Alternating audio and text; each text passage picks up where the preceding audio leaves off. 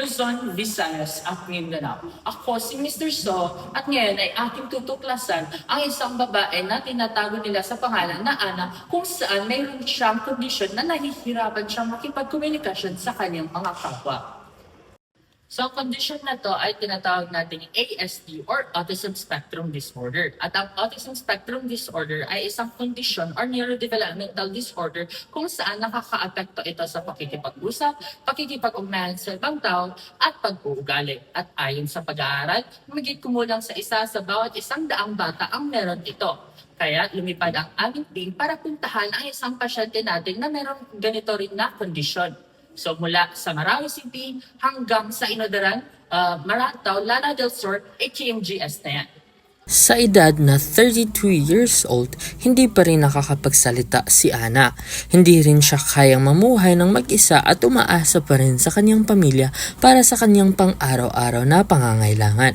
Ano nga ba ang dahilan ng kanyang kondisyon at paano naapektuhan ng Autism Spectrum Disorder ang kanyang buhay at ang buhay ng kanyang pamilya?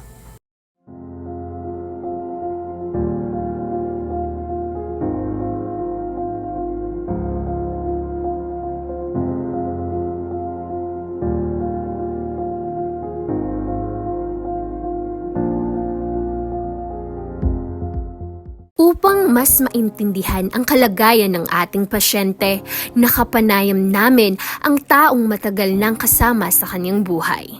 Siya ang nagsilbing pangunahing pinagkunan ng impormasyon para sa kasong ito. So ngayon, narito ang aming team sa tahanan ni Miss Ana para malaman or tuklasan ang kanyang kalagayan. So aking tabi ay ang doktora na si Hamida. So Miss Hamida, ano po ba ang kalagayan or ano po yung gagawin natin po rito sa tahanan ni Miss Ana? So ngayon po ay makikita nyo na nasa harap po kami ng bahay ni Miss Ana po. So ngayon po ay ang gagawin po natin ay upang mas makilala po natin ang ating pasyente, obserbahan, i-assessan at saka interview ang kanyang magulang. So para rin po malaman natin kung ano talaga ang kalagayan ng ating pasyente. So simulan na natin.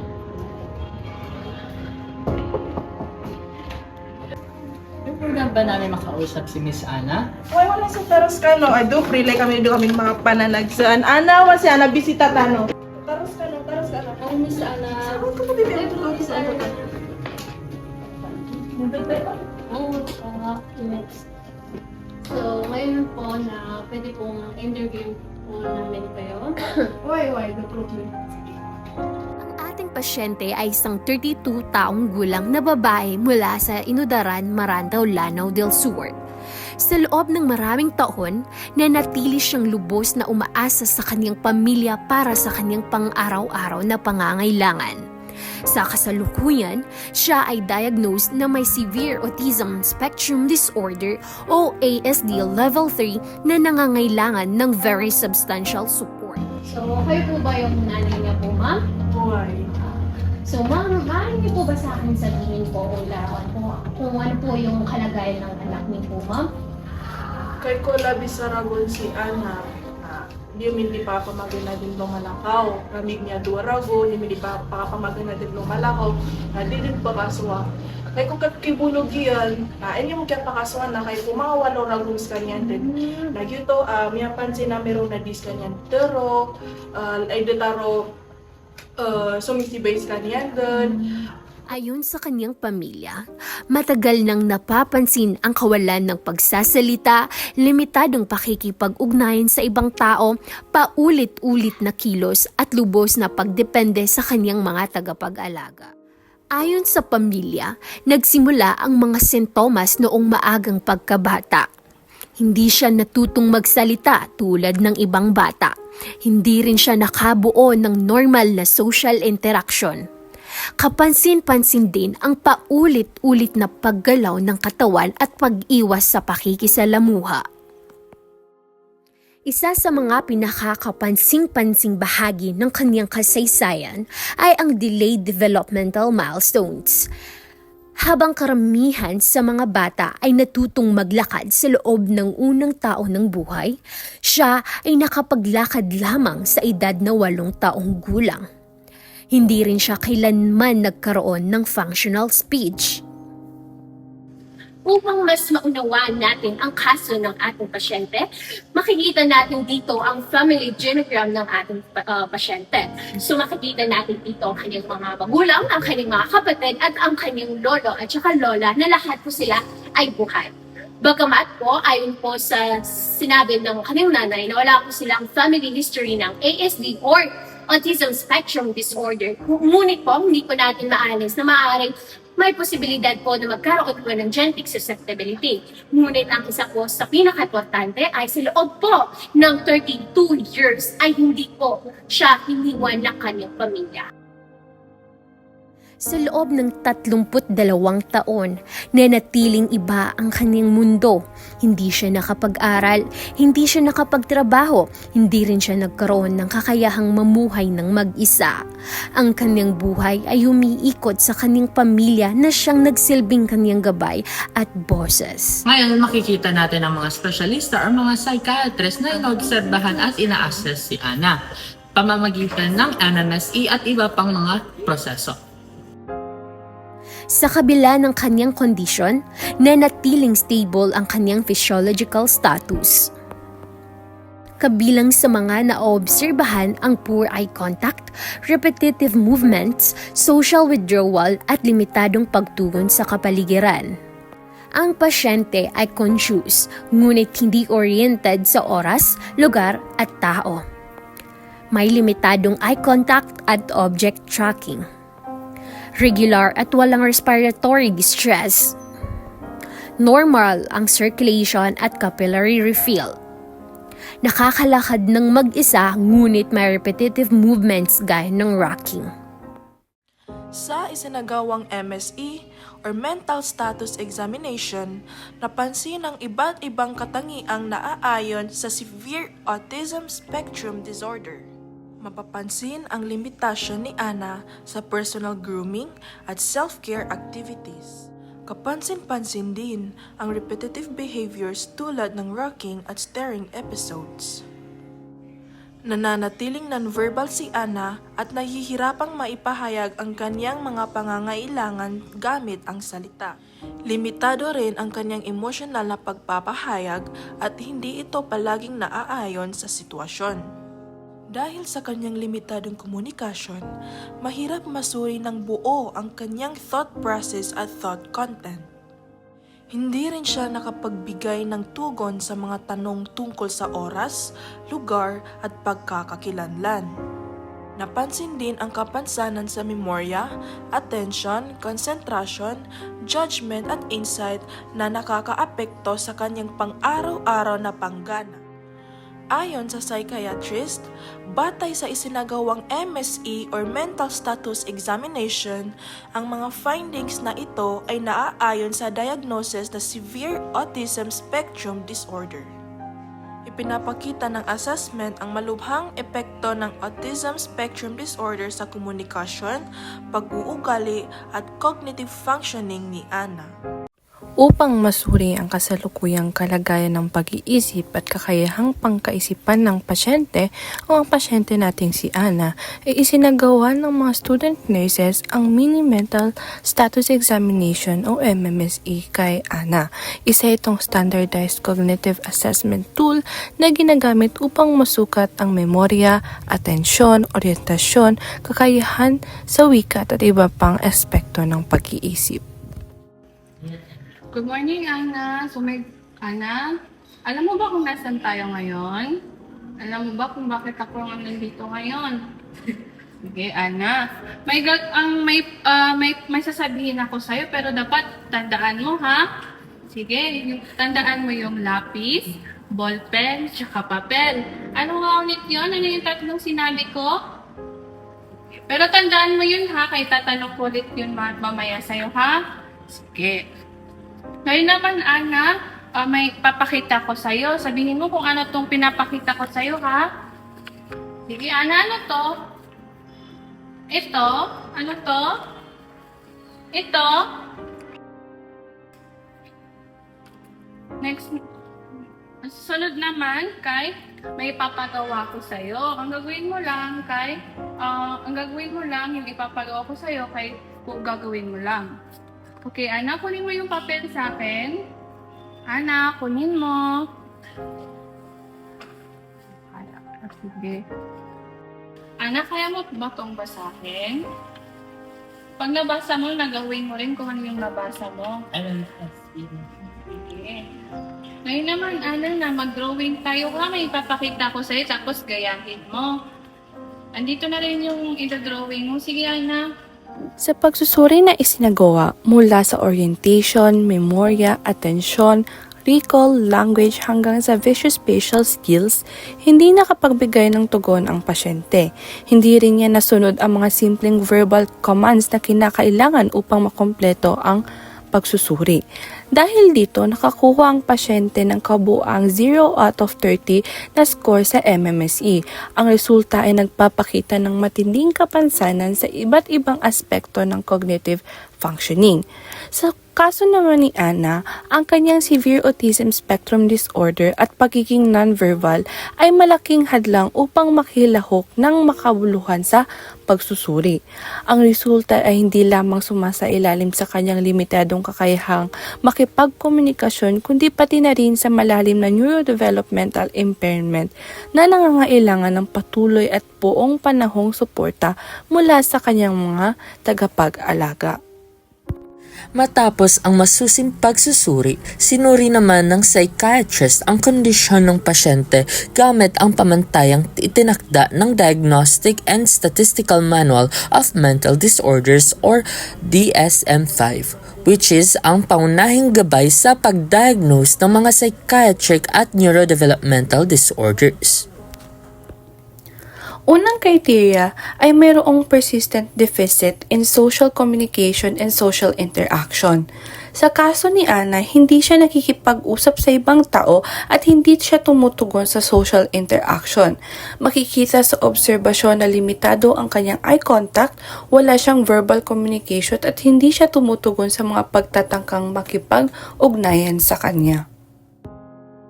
Ikalawa naman ay may restricted and repetitive pattern of behavior.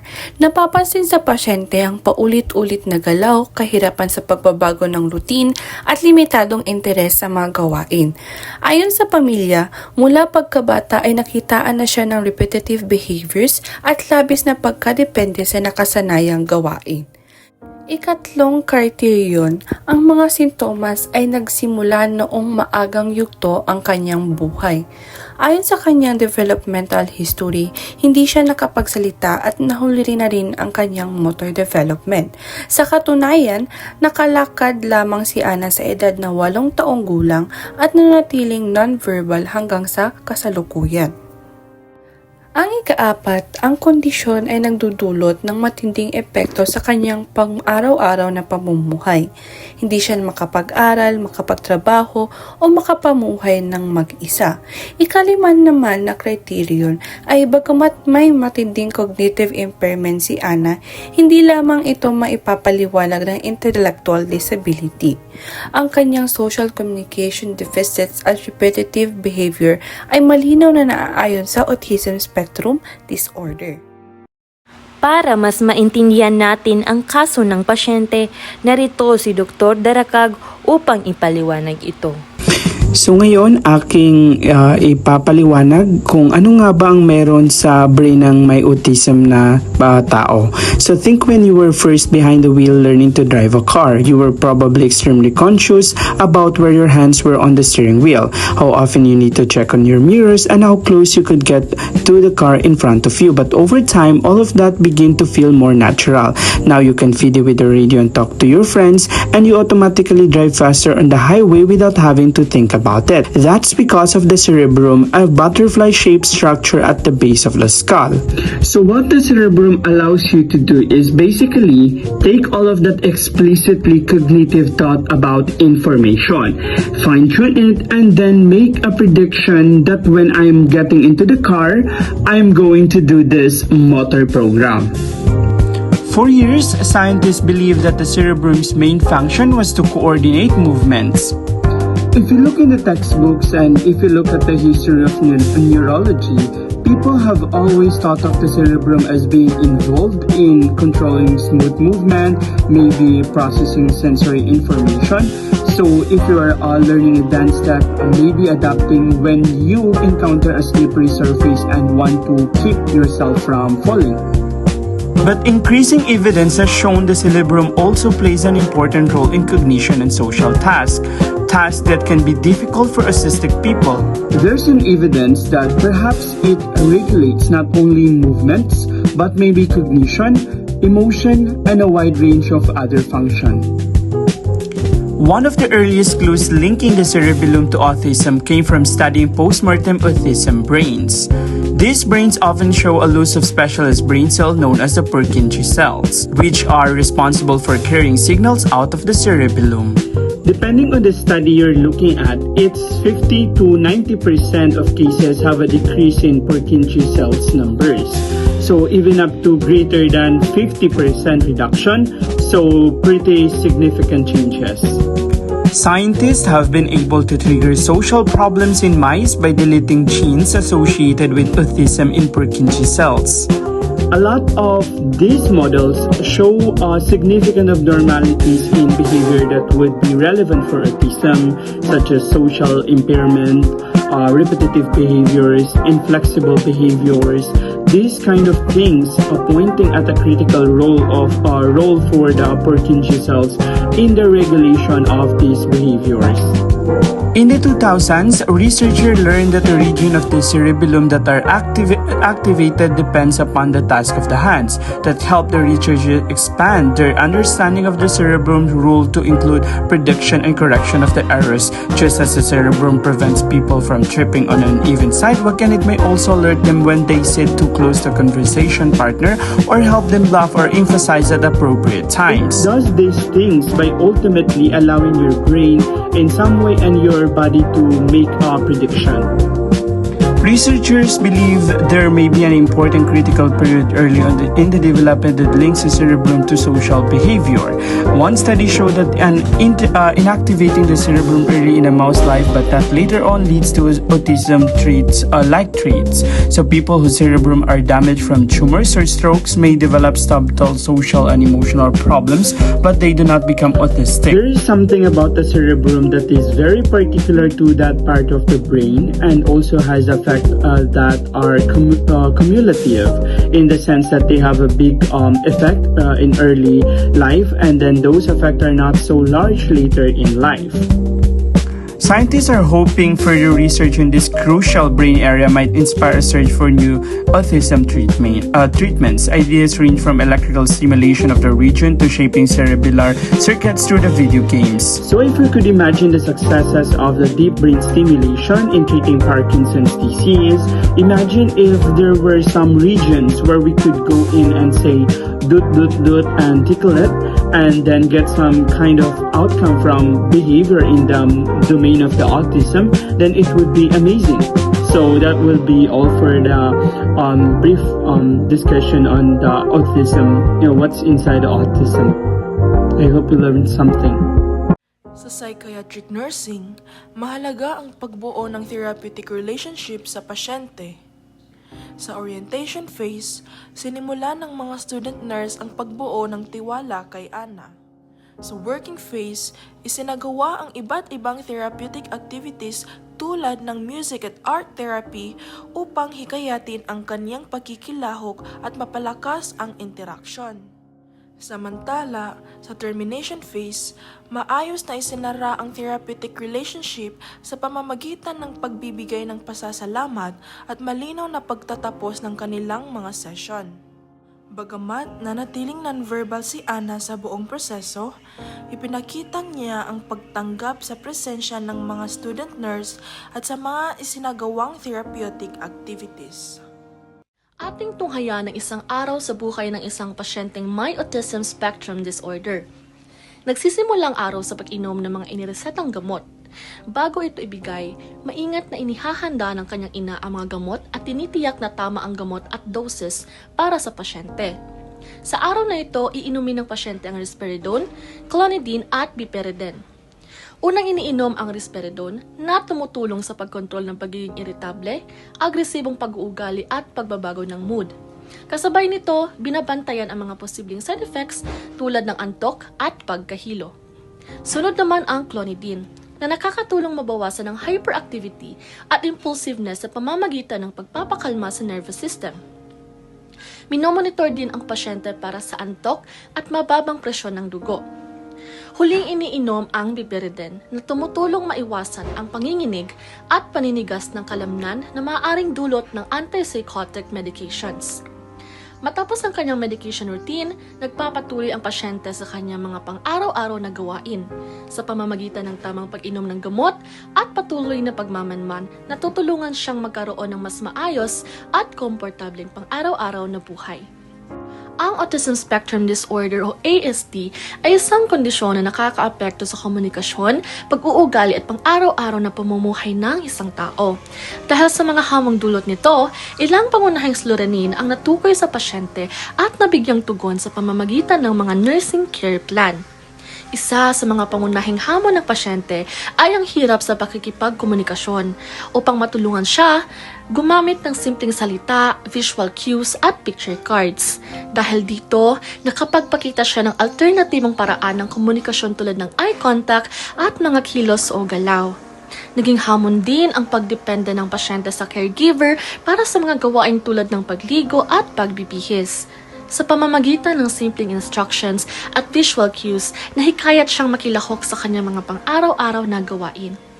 Dahil sa kanyang kondisyon, may panganib din na siya ay masaktan o maaksidente.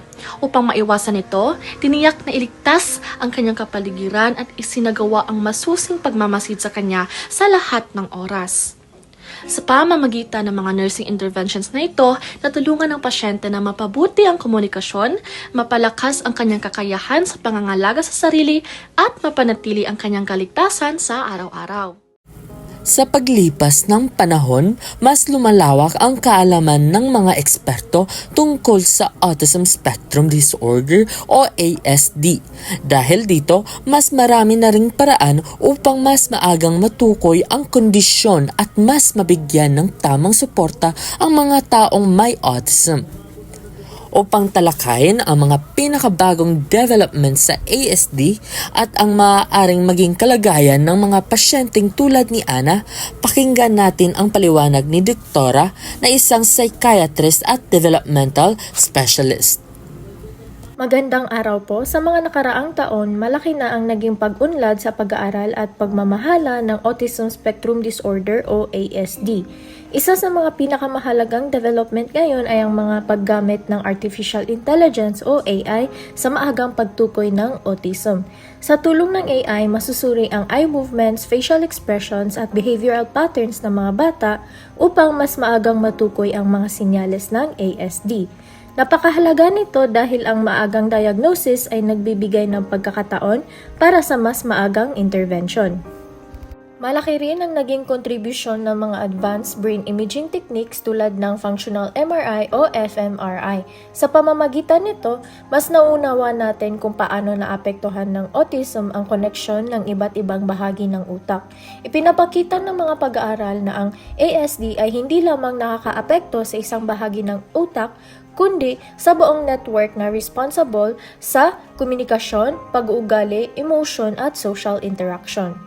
Nakakatulong din ang mga bagong therapeutic approaches. Sa kasalukuyan, ginagamit na ang virtual reality o VR upang matulungan ang mga individual na masanay sa social situations at komunikasyon. Mayroon na rin mga augmentative and alternative communication devices gaya ng communication boards, tablets, at AI-assisted communication tools na tumutulong sa mga non-verbal individuals upang maipahayag ang kanilang mga pangangailangan at emosyon. Patuloy rin ang pananaliksik tungkol sa mga gamot na maaaring makaapekto sa neurotransmitter imbalances sa utak. Layunin nitong mas maintindihan at mas mapabuti ang paggana ng mga neural pathways na may kaugnayan sa autism. Sa kasalukuyan, mas binibigyang pansin na rin ang personalized at multidisciplinary care. Pinagsasama-sama ang behavioral therapy, occupational therapy, speech therapy, educational support at family-centered interventions upang mabigyan ang bawat pasyente ng mas angkop na pangangalaga batay sa kanilang pangangailangan. Para naman sa prognosis ni Ana, mahalagang tandaan na ang autism spectrum disorder ay isang lifelong neurodevelopmental condition. Sa kanyang kaso, makikita natin na nagsimula ang mga sintomas noong pagkabata pa lamang at nanatili hanggang sa kanyang adulthood. Dahil si Ana ay may severe autism at nananatiling nonverbal sa edad na 32 taong gulang, inaasahang mangailangan siya ng pagmatagalang suporta at pangangalaga sa maraming aspeto ng kanyang buhay. Maaari siyang mangailangan ng tulong sa komunikasyon, self-care at iba pang pang-araw-araw na gawain. Ngayon naman, paano natin matutulungan ang isang pasyenteng hindi kaya magsalita at may MMSE score na 0/30? Kung hindi epektibo ang ordinaryong talk therapy, ano ang mga maaaring gawin? Una, sa art therapy, hindi kailangan magsalita ang pasyente upang mahipayag ang sarili. Sa pamamagitan ng simpleng pagkukulay at tracing activities, napapahusay ang attention span, hand coordination at focus ng pasyente. Bagamat walang verbal response, makikilahok ang pasyente gamit ang visual attention at hand movements. Pangalawa ay isa sa pinakamabisang paraan upang maabot ang kanyang mundo ay sa pamamagitan ng musika. Napansin ang pakikinig ng mabuti at bahagyang paggalaw ng katawan kasabay ng ritmo ng musika. Ipinapakita nito na kahit may malubhang cognitive impairment, nananatili pa rin ang kakayahang niyang tumugon sa sensory at emotional stimuli. Maaaring hindi siya makapagsalita, hindi niya maipahayag ang kanyang nararamdaman sa paraang nakasanayan natin, ngunit sa bawat kulay na kanyang pinipili, sa bawat tugtog ng kanyang pinapakinggan, naroon pa rin ang kakayahang niyang makiramdam, makilahok at makipag-ugnayan sa mundo. At bilang mga future nurses, ang ating tungkulin ay hindi lamang gamutin ang sakit, kundi mahanap ang paraan upang maabot ang pasyente sa kanilang sariling mundo. Dahil sa likod ng katahimikan, may kwentong naghihintay na maunawaan. Balikan natin ang simula ng kwento. Sa normal na pag-unlad ng isang bata, natuto siyang lumakad, magsalita, makipaglaro at bumuo ng relasyon sa ibang tao. Ngunit sa kaso ng ating pasyente, maaga pa lamang ay may mga senyales ng naiiba sa kanyang development. Sa psychodynamics, mahalagang maintindihan ang nangyayari sa loob ng isip ng pasyente. Dahil sa limitadong pakikipag-ugnayan sa ibang tao, nahihirapan siyang bumuo ng matibay na emotional connection sa mga caregiver. Dahil dito, limitado ang kanyang pag-unawa sa sarili at sa ibang tao. Ang kanyang kakayahang umangkop sa pagbabago at kontrolin ang kanyang kilos ay lubhang naapektuhan. Sa halip na magsalita o magpahayag ng damdamin, ang kanyang paraan ng pagharap sa mundo ay ang pag-iwas at pagtuon sa mga sensory experiences gaya ng musika. Habang lumalaki ang isang tao, may iba't ibang developmental task siyang kailangan maabot. Nahihirapan siyang bumuo ng attachment dahil sa kakulangan ng social reciprocity, naging limitado ang pakikipaglaro at pakikipagsalamuha sa ibang bata, hindi niya naabot ang normal na proseso ng identity formation at independence. Hanggang sa kasalukuyan, lubos pa rin siyang umaasa sa kanyang mga magulang para sa pang-araw-araw na gawain. Hindi lamang ang kondisyon ang may apekto, malaki rin ang papel ng kapaligiran. Posibleng naging limitado ang access sa maagang intervention at espesyal na serbisyo. Dagdag pa rito, ang kakulangan ng developmental stimulation ay maaaring nagpalala sa mga sintomas.